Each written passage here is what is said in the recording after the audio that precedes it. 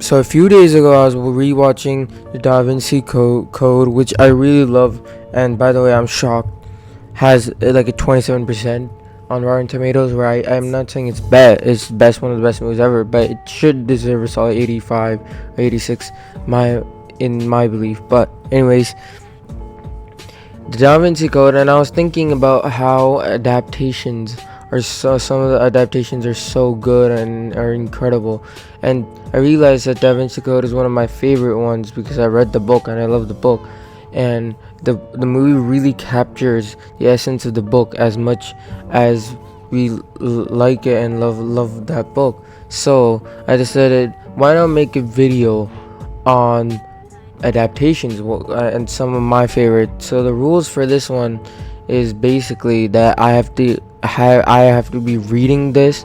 I've read this and watched the movie, obviously. So as a whole, I can't talk about No Country for Old Men because even though I've read Cormac McCarthy's The Road, I have not read No Country for Old Men. I've seen Godfather, but I have not read the book Godfather. And many of the movies like Silence of the Lambs also, I've seen the movie, but I've not read the book yet.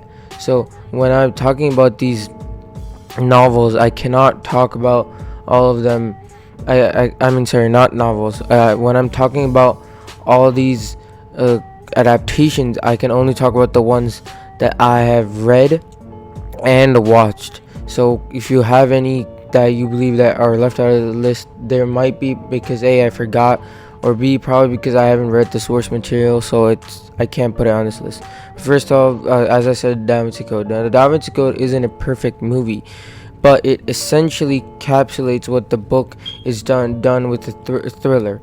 And yes, I would say that yes, there's a lot of exposition in the movie, but it doesn't feel like exposition because it's information that the characters organically talk and it makes sense rather than just for something to be shoved down audience's throats, and still gets across the message that I believe the book also has, that no matter how much bloodshed and everything, does it really matter, and we should believe in what we believe and really do good things. And it captures the twists and the turns of the book perfectly, and I really love Tom Hanks' performance as Robert Langdon, because guess what, the Peacock show that they made with this other dude doesn't work for me. It didn't work ever, and this one just and that's also because Tom Hanks plays Robert Langdon so perfectly that I just love that. So yeah, I think it's a great adaptation. It's clearly the best one, the best book also out of all those other books. Although Inferno is pretty close. The book, not the movie. The movies. No, let's not talk about the movie. But anyways, next up, Jurassic Park. The Jurassic Park, I've only read the first book and obviously seen the movies, but to me, I've always watched Jurassic Park way before, so many times before I ever read a Michael Crichton book. When I picked up the book, I really liked it, but as a whole, if I had to choose, I would choose the movie more because the movie is a lot more action paced.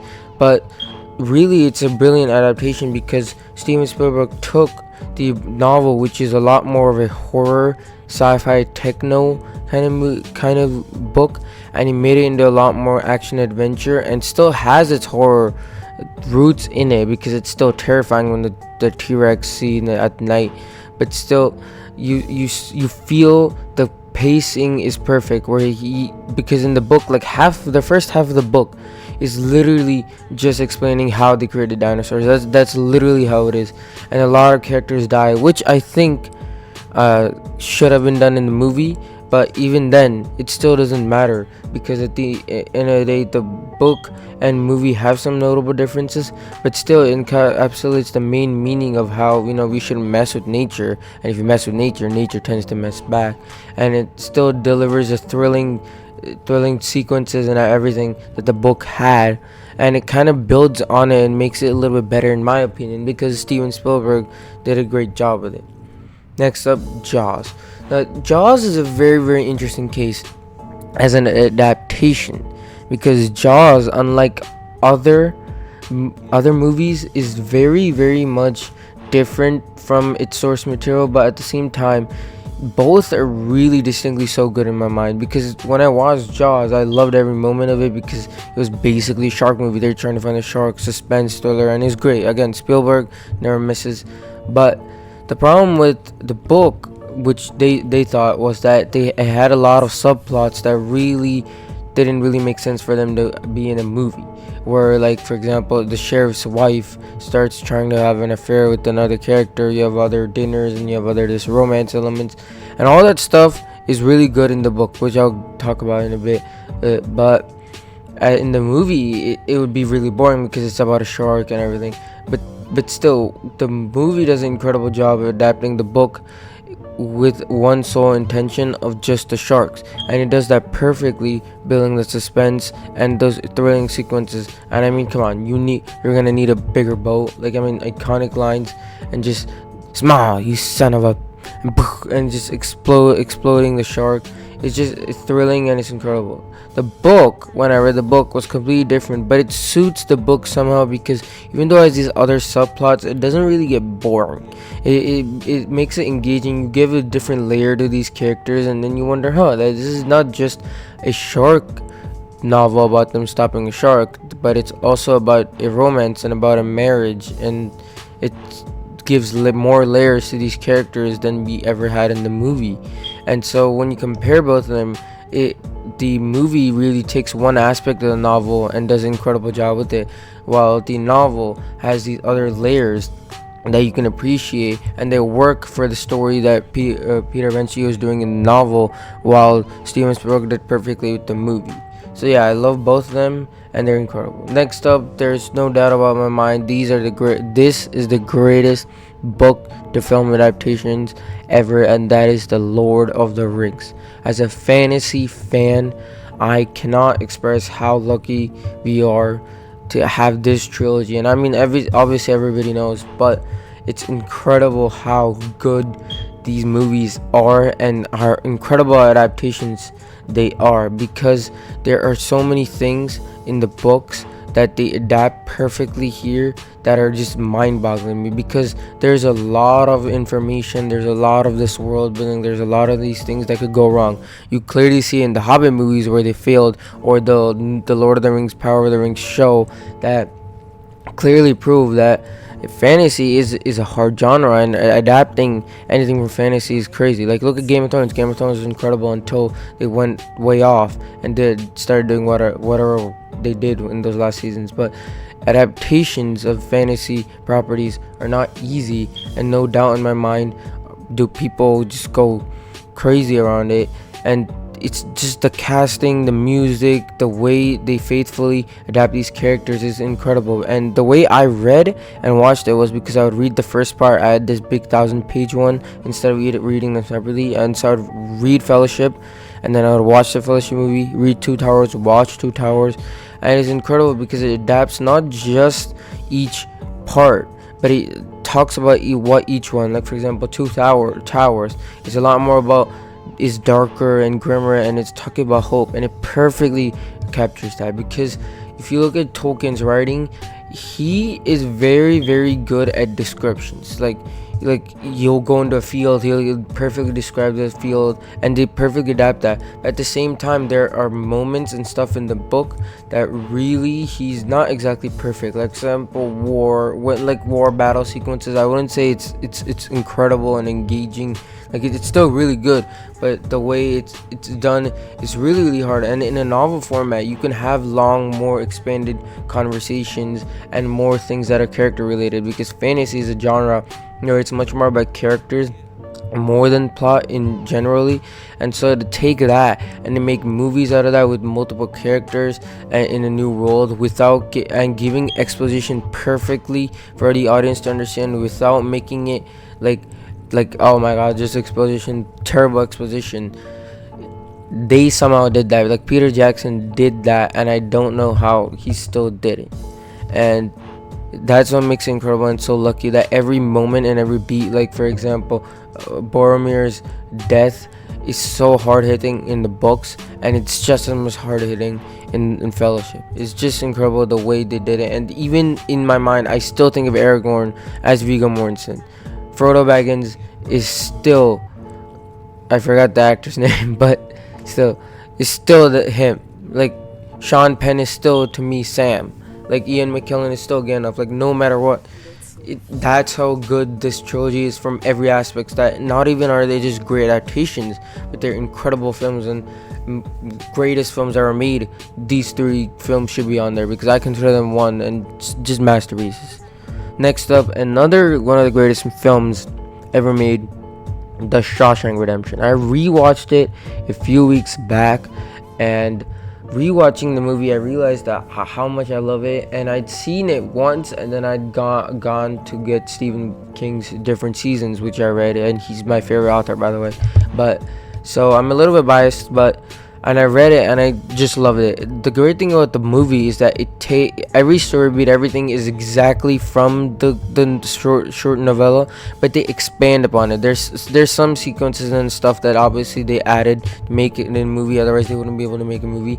But they adapt the route so good and so perfectly that it translates perfectly, because they didn't just respect the source material, they took it, expanded upon it, and made it just as much engaging and incredible, where it feels dreary so bad, but hope is all that is about. And I love how the movie ends with them actually meeting, because in the novella, oh, by the way, a little bit spoilers for this movie, but that while Red is going to go meet him, he says that last line in the movie, that I hope I get to see my friend. But if you don't really know if he's going to actually meet him. But in the movie, they do that. And even though the movie flopped, which is shocking by now, but they still did an incredible job of having that root of the novella being perfectly there. Hey, and the movie's so good and it's so lovely. A lot of people are shocked that Stephen King wrote the original short story that it's based on. And that's crazy. Next up, these isn't one movie, but the whole franchise, and I'm gonna go with the Harry Potter franchise. I know it has its highs, Prisoner of Azkaban, and its lows, Goblet of Fire, and like it's not a perfect franchise by no means, but it's still somehow great that how they adapted the books books in a way where, yes, they don't adapt every story beat, because they can't do that. Like, let's be honest, everybody wants the new TV show to adapt everything that they missed, but that's not how great adaptation works. The whole point of a great adaptation is that you take this book and you adapt it to the medium that it's being made to. A movie is not a novel. You're not gonna have 50 the different subplots and different everything there. And even if you make a new TV show, they can't do that, because it doesn't work like that. It doesn't work that adaptations. And if you have an adaptation that is perfectly just adapts every single thing, it's not gonna work really as much as something that is an incredible adaptation but has some minor changes. Because even though these films have minor changes, they still grab the root of the franchise of each novel and just make it good. Like, and come on, the casting, like, I mean, who's gonna replace Daniel Radcliffe? Who's gonna replace Daniel Radcliffe? Like, there's nobody, because he is Harry. And the way they adapt all these elements to make me still feel like, I mean, it still hits me when that sad music plays at the end of Deathly Hallows Part 2, and you see the train go away, and the John Williams score, like it still hits. Everything hits from the franchise still to my core, because they adapted not just the story, but they adapted the core meaning of the story, and they made you care. And that's why I love this franchise. And I remember there used to be like this thing we used to, before when we had cable, there was there's this place called Freeform, the channel, sorry, not a place, but Freeform. And on Freeform, what they would do is that every 2 weeks or every week they would have this Harry Potter weekend where they'd show all of the movies. So on Saturday, Sunday, so you would all watch them, rewatch them. So I've endlessly rewatched them, and I love it. I read the series 4 times, I believe, or 4 or 5 times. Like, but I still love every bit and every moment of it, because even though it doesn't adapt perfectly, it adapts the meaning. And to me, even when I read it, I still see all of them as my Harry, my Rons, my Hermione's, my Snape, my Albus Dumbledore. So I don't think anybody can replace that. And even though it may not be perfect, it's still great. Next up, with it, I'm only talking about the first part, because there's an issue with it and it part 2, chapter 2, that because the problem is that what they do is that the first part is not, it has a lot of changes to the story, while the second part has to be loyal to the story, so it becomes a mix of everything. And there's a lot of reasoning behind that, and maybe I'll make a whole video on why it chapter 2 and the big problem with it. But anyways, it still is an incredible film, because sure, it replaces the 50s with the 80s, but what they did was that they adapted these characters so perfectly that they make it, because it isn't a just story about a maniac, a clown that eats children. It's also about friendship, and about how these guys end up join forces, and their friendship defeats this clown. And this perfectly captures that in the book, all the excess information that we get about each character and how much we really understand them, we don't get all of that in the movie, but yet we care about each and every one of these characters to the point where I'm engaged and I care about them. And my friend who I was watching with, who had not read the book, also cared about them. And yeah, it's just great. And I thought the first part was great, the second part had its issues, but still nonetheless a great adaptation. And last up, The Shining. Okay, so I have a lot of Stephen King stuff here, obviously 3 on this list, but with The Shining, I prefer the book more over the movie, but the movie is still one of the greatest horror movies ever. Like, the movie is one of the greatest horror movies ever made, but if I had to choose with a gun to my head, I would choose the book, because there are aspects of the book where, like, for example, Jack's character is trying to be better, but he can't. The hotel's ghost and their demons are making him worse in the book, and there is the meaning of how life is unfair, but you have to still keep going, and these lessons that make the book a lot more heartwarming and make you care more about Jack. Well, the movie, Jack's already kind of off, and sure, he changed a lot, that maybe Jack was there when the hotel was, open and whatever happened. But again, Stanley Kubrick is obviously a master of his craft. He still makes the movie creepy. The way he shoots the film, it just makes it feel so lonely and so creepy, like madness is just creeping in. And Jack Nicholson's performance, like, I mean, come on, those eyes, he looks freaking terrifying, and it's just incredible. So yeah, I think both are incredible without a doubt, but I would say that even though they go in different directions, even though Stephen King hates the movie, I still think it's one of the greatest horror movies ever made, and I just love both of them. So that was my list. Let me know of more movies and their original books and down in the comments. I'll check it out, and maybe I can make a part 2 of this list once, if I watch the movie, if I've already read the book, or if I read the book. But thanks for watching, and please subscribe.